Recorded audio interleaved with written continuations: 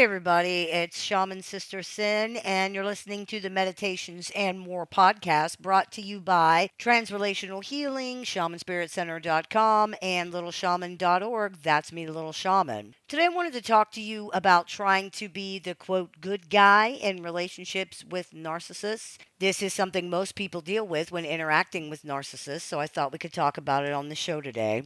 One of the most damaging, hurtful things about dealing with narcissists is the constant casting of you into the role of the villain. Whether you're evil or wrong or stupid or inept or some other negative attribute, when dealing with narcissists, everyone is eventually cast into the villain position in the narcissist story. This happens for a few reasons. Chief among these is that due to the deficits and issues with arrested development that underpin the pathologically narcissistic personality, narcissists tend to operate along basic, simple, and binary narratives. Good guy, bad guy is about the simplest, most basic, and most binary narrative that there is. It's one of the oldest stories around. Good versus bad, light versus dark, righteous versus evil, this kind of thing. Like kids playing cops and robbers, this is very easy to understand and it's very easy to execute. It's literally just, I'm good and you're bad.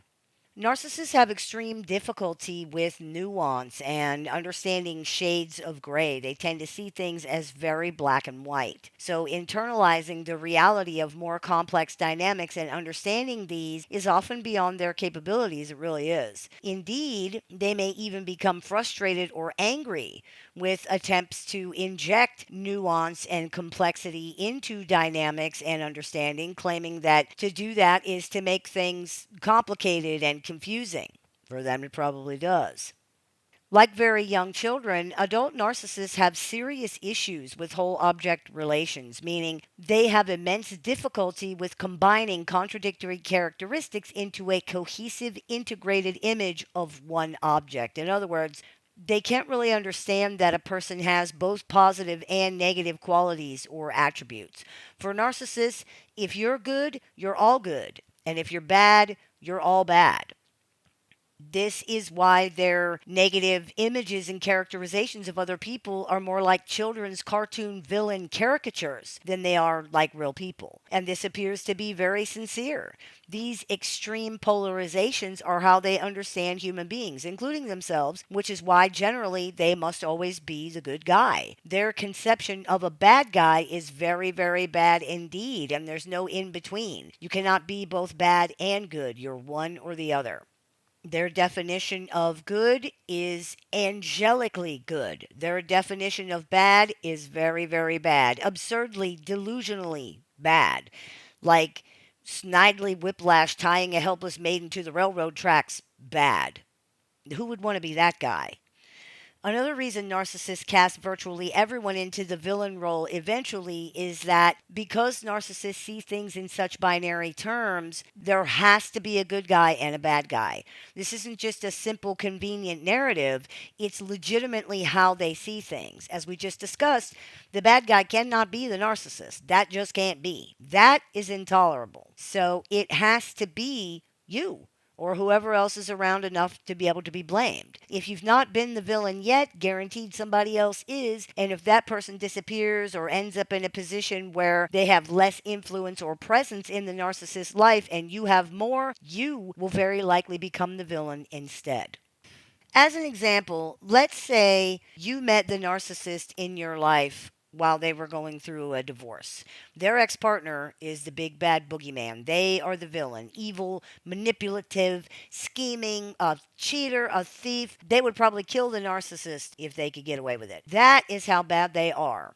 For your part, you are a de facto good guy here. Not the good guy, the narcissist is the good guy, but you are a good guy because you are solidly on the narcissist side. However, as time goes on and the ex has become less and less of a factor in the narcissist's life, the villain role will begin to shift. Why? Because it has to. The lack of a clear bad guy to blame and project onto, to compare themselves with, creates a vacuum in the narcissist's life, and that cannot be tolerated. Remember, narcissists exist only in the reflections from other people only in contrast or by comparison to others. And remember further that they must project and blame their own insecurities, failures, and shortcomings onto other people. Therefore, there has to be a bad guy, and it has to be somebody who has a large enough presence in the narcissist's life to matter. How can you blame everything on someone who isn't even there to do anything? A big part of the role that other people play in a narcissist's life is as the person to blame things on. A good guy isn't a good guy unless and until he is compared to a bad guy. Due to the pervasive lack of a stable, cohesive self image or identity, in order for the narcissist to consistently see and experience themselves as a good and worthy, valid person, they need a bad guy. The one who spoils everything, the one who sabotages and destroys all the stuff the narcissist is trying to do, the one who forced the narcissist to do any of the negative or quote bad things they might have to admit that they did, the one they can compare themselves to and see that they are good and worthy and better. A villain, essentially. This is a large part of how it works out that narcissists so often mistreat the people closest to them. By necessity, the villain generally has to be a person who is very close to the narcissist because, again, how can you blame a person for everything if they're not there? How can you develop a self image so that you can consistently experience yourself as real through constant comparisons to another person if that person is not around literally all the time? Narcissists who cannot do this face a legitimate crisis as they don't have a stable identity, and without a stable identity, a personality can't really function. That's why the result of taking these constant reflections away from narcissists is collapse. The personality essentially collapses in on itself because there's no foundation, no identity there to hold it up. This is what narcissistic supply does, what it's actually supplying. It supplies the narcissist with a self image and an identity that they can experience as real. They need this because they don't actually have one that exists independently. Just as the phrase narcissistic abuse refers to the type of abuse being perpetrated, not the type of perpetrator, narcissistic supply refers to what is being supplied, not who is receiving. Narcissistic abuse is abuse that targets a person's ego directly, their literal sense of self. Narcissistic supply is the same. It involves the person's ego, their sense of self, directly. The word narcissistic in this context is not referring to the actor directly, but the mechanism targeted or otherwise involved, which is the sense of self. This is why trying to be the quote good guy in these situations is pointless. If we look at the situation through the reality of these lenses, we realize how pointless it really is. This person's need for you to be the bad guy or the villain or the liar or the saboteur or whatever other negative thing goes beyond this interaction or this entanglement, and even you as a person, far beyond. In fact, you yourself are not really part of the equation in any real way because you yourself are not really real in the equation. There is an Aesop's fable called The Wolf and the Lamb. And in this fable, the wolf wants to eat the lamb, so he tries to come up with things that the lamb has done wrong in order to justify killing the lamb. The lamb is able to prove that these things couldn't be possible, and so in the end, the wolf simply states that he's sure the lamb is culpable of something somehow and eats the lamb anyway. The moral of the story is that a tyrant will always find a pretext for his tyranny. Therefore, it's useless for the innocent to try to reason with a tyrant because they are intent on being unjust. In this fable and in others like it, this sound and just reasoning offered by the accused is rejected by the oppressor because it doesn't really matter. The oppressor is going to do what they're going to do anyway. The justifications that they are creating through accusing the victim of quote unquote crimes that they deserve to be punished for is really just a game the oppressor is playing with themselves, or perhaps playing for the benefit of some audience somewhere, because nothing the victim can do or say will change what's going to happen. Doesn't matter. As the Russian saying distilled from these kinds of fables states, my need of food is guilt enough of yours. In other words, the fact that they need this to happen is all the reason that's necessary. For narcissists, their need to maintain a positive self image requires them to cast you as the bad guy because this is the only way they can be the good guy. How can they be a good guy winner if there's no bad guy loser? These binaries can only exist in direct comparison to each other. Otherwise, you're just a guy, and that's not an identity. Their motivation is not about truth or fairness or facts or logic. It's about needing you to be something because through this identification of you, through your now identity, then they can be something too. You can't reason your way out of this, and your actual innocence or guilt don't matter in this situation at all. They need you to be bad, so you are. And however we get there, just semantics. But there's another reason to stop trying to be a good guy here. Not only is it pointless, it's dangerous. Due to the narcissist binary thinking, when you're saying that you're not a bad guy, you are saying that the narcissist is a bad guy. Remember, there has to be a bad guy and a good guy, and narcissists only exist in comparison and contrast to others, which means that if you're not the bad guy, they are. Even if you're not saying that, it doesn't matter. This is where the narcissist's distorted thinking and lack of nuance becomes especially problematic. Your attempts to explain, clarify, or advocate for yourself are inevitably interpreted as attacks, which then justify the narcissist's retaliatory actions in their own mind. It's a vicious, self reinforcing cycle that you simply cannot win, and you're not going to be able to get out of it. Your reasonable, logical attempts to defend yourself are taken as acts of aggression against the narcissist, which are used as justification for any retaliation that they choose.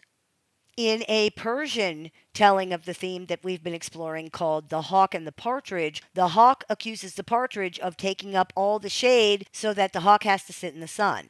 When the partridge points out that it's actually nighttime and therefore they have done nothing wrong, the hawk kills the partridge for contradicting him. The partridge understandably attempts to reason with the hawk, providing context and advocating for itself. The hawk immediately perceives this as an attack and responds with violence, killing the partridge. Once again, the end result was inescapable, it's inevitable. Nothing the partridge did or said was going to change that. You deserve to be punished for this crime, so I'm going to kill you for that. Oh, you didn't commit the crime? How dare you tell me I'm wrong? I'm going to kill you for that. This fable perfectly encapsulates the dynamic that we're discussing here. The narcissist's inability to tolerate any questioning or contradicting of their self assigned, quote, good guy status. The victim's efforts to explain or clarify are inevitably seen as acts of aggression, trapping them in an inescapable cycle of accusation and retaliation. The more you try to defend yourself or provide context or explain what happens, the more it appears to the narcissist that you're trying to convince them that they're the bad guy. It doesn't matter that this is illogical and ridiculous. It doesn't matter that this is absurd and crazy. It doesn't matter that it's delusional and unreasonable. It doesn't matter. My need of food is guilt enough of yours.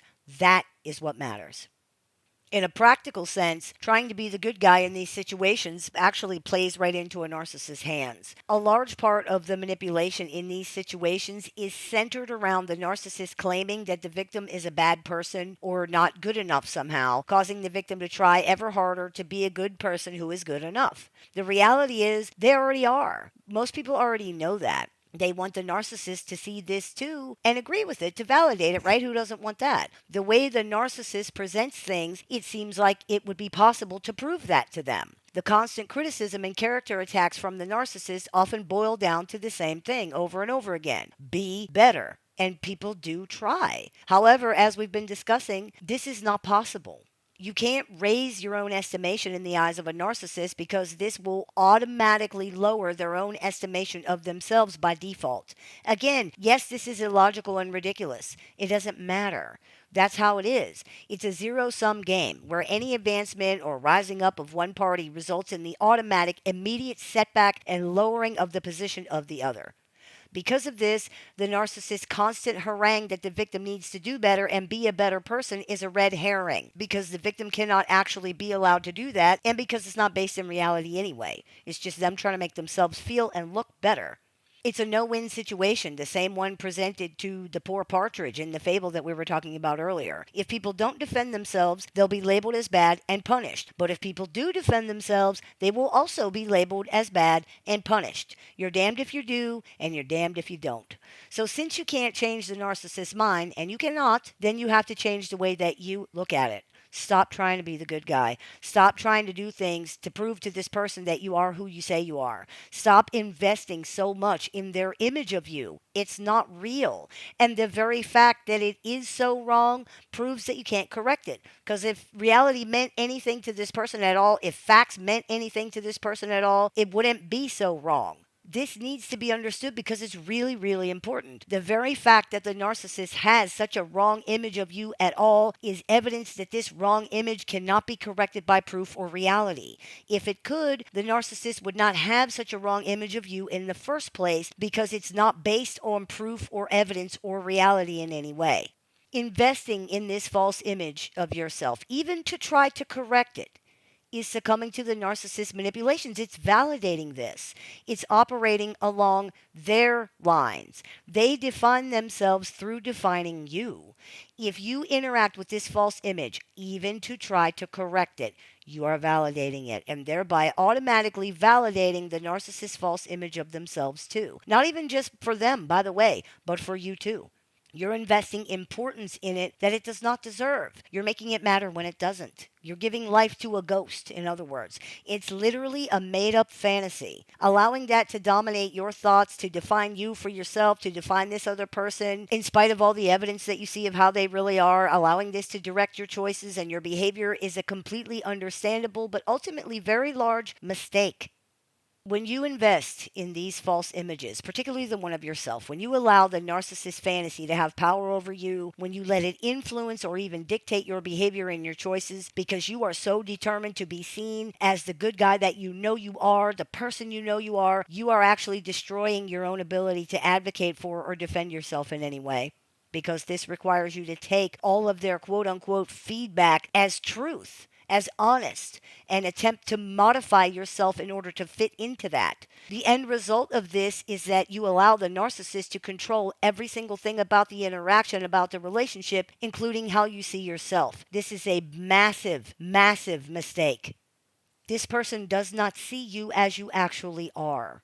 Their perceptions often have zero connection to the truth or to reality at all. They are based on the narcissist's needs, projections, and emotions.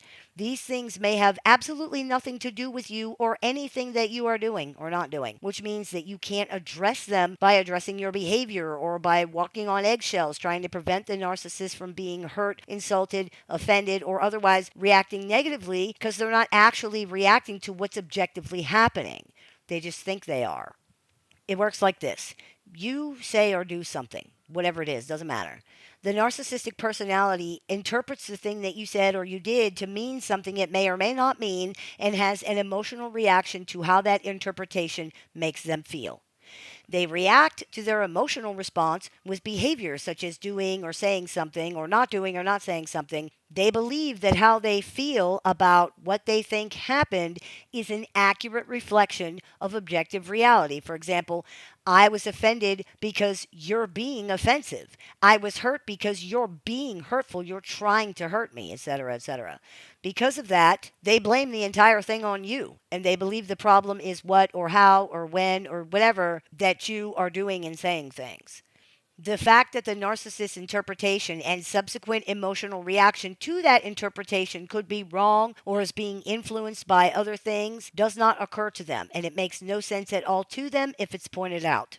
As they see it, what you said made them have the reactions that they had, therefore, that's the problem. Therefore, you are the problem. Period. That's the narrative. You're the problem. And it isn't enough for those people around the narcissist to conform to this narrative, their alternate interpretations of reality.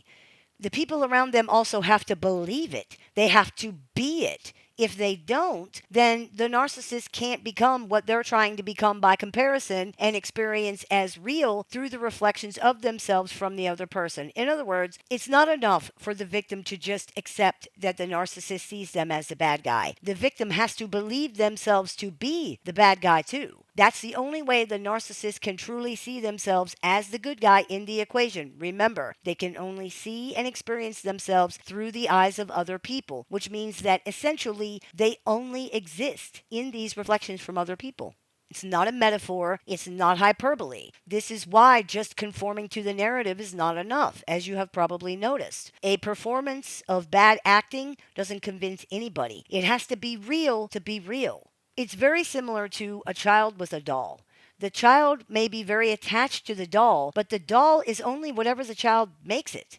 It does, says, thinks, feels, whatever that the child dictates. For example, the child can believe that she's a mommy when playing with her doll because the dolly is the baby, and it's only capable of embodying whatever understanding the child has of mommies and babies. It's a perfect reflection to the child of their fantasy image of themselves. If the doll behaved in a way that did not conform to the child's understanding of this, for example, if the doll jumped up and started smoking cigarettes and talking about how it wants to go to the club, the image would be completely ruined. It would be totally spoiled.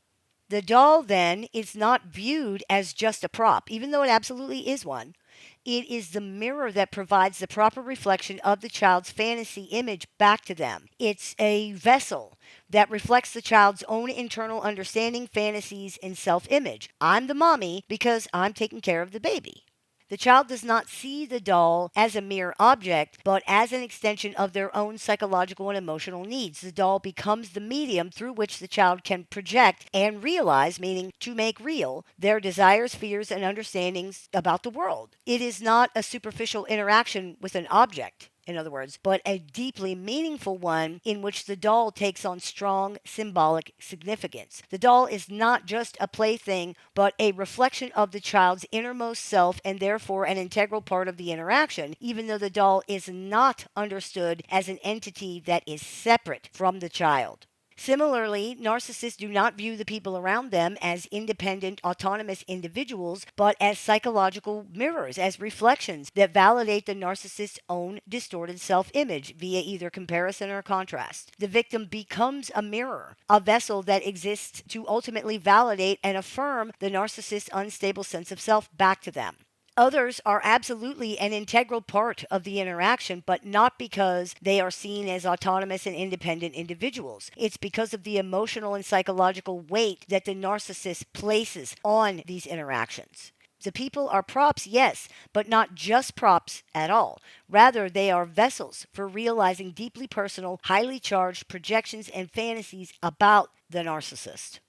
This further highlights the lack of empathy that characterizes a narcissist's interactions with other people. Just as a child cannot fully recognize the doll as a separate entity, a narcissist is incapable of truly seeing the other people around them as independent and separate individuals. This is why they don't understand the victim's suffering. The same way that a child will claim that they love a doll, but also leave the doll laying out in the mud for days. There's no understanding of a separate entity here at all.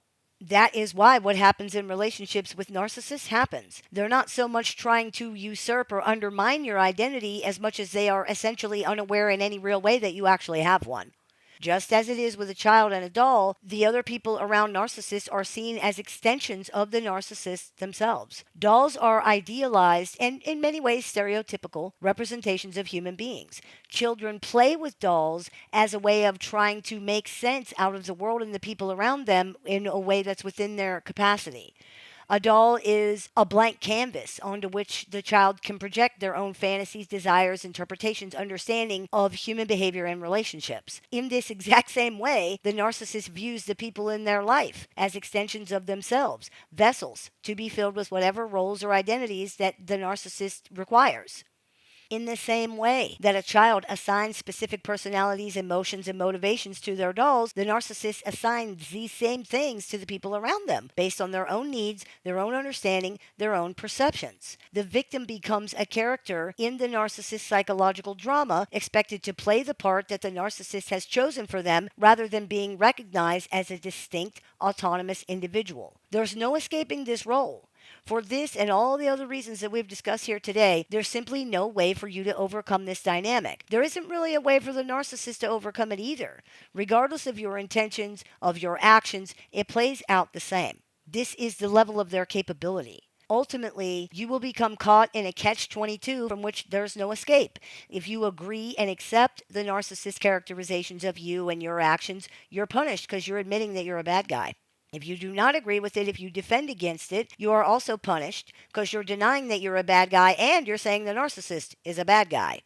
There's no room for the possibility that you might not actually be a bad guy. And this is because there's no room for the possibility that the narcissist is not the good guy.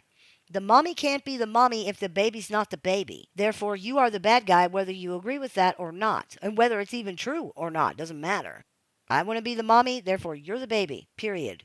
Allowing these delusional characterizations of yourself to carry any weight with you only makes it so that you can't defend yourself, because defending yourself automatically makes you the bad guy. So does not defending yourself, by the way, but at least defending yourself allows you to say, at least to yourself, that you reject these false images and characterizations of who you are as a person. The worst thing for a victim in this situation is to allow these delusional characterizations to get any foothold in your mind. Your relationship with the narcissist is not going to change either way. It will be just as abusive and one sided as it ever was, but your relationship with yourself will be very damaged, perhaps irreparably. And that relationship is much more important than the one that you fantasize you're having with any narcissist, because the fantasy is all it is.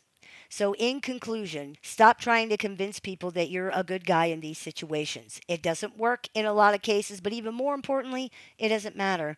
It doesn't matter how much you try to conform to a narcissist's standards or influence their opinion of you. It doesn't matter if other people don't understand why you've ended the relationship or why you go no contact. It doesn't matter if they have opinions of you that you don't agree with. It doesn't matter.